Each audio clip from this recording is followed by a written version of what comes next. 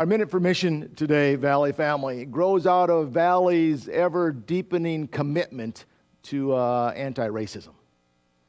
No matter what Woody Guthrie wrote or sang back in 1940, this land is not your land.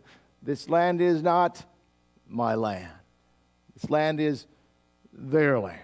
The land of the indigenous Americans who struggled to hang on to their homes since 1492.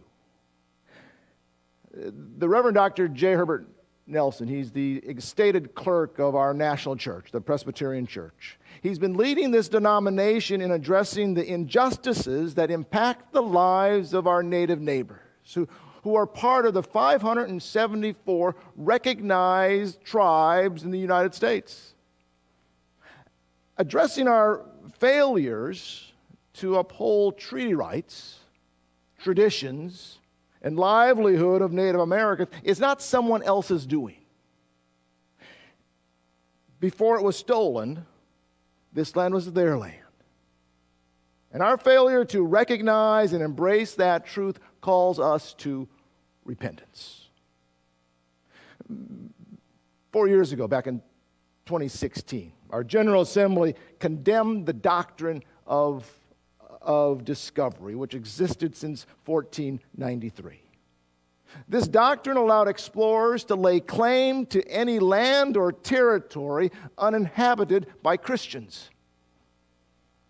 Those inhabitants that were not purged, they were compelled to take on the ways and the religion of those who manifest destiny it was to possess that land and to possess those people.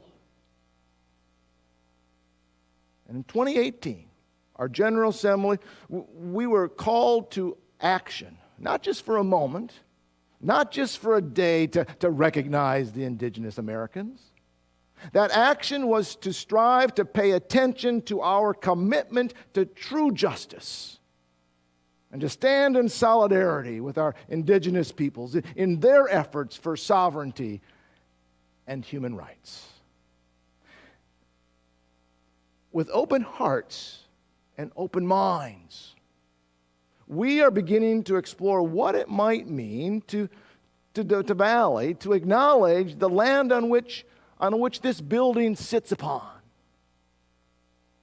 We could begin by remembering this land is not our land.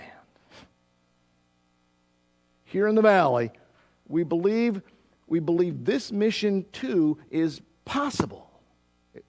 It's possible to pursue as we seek peace established through justice.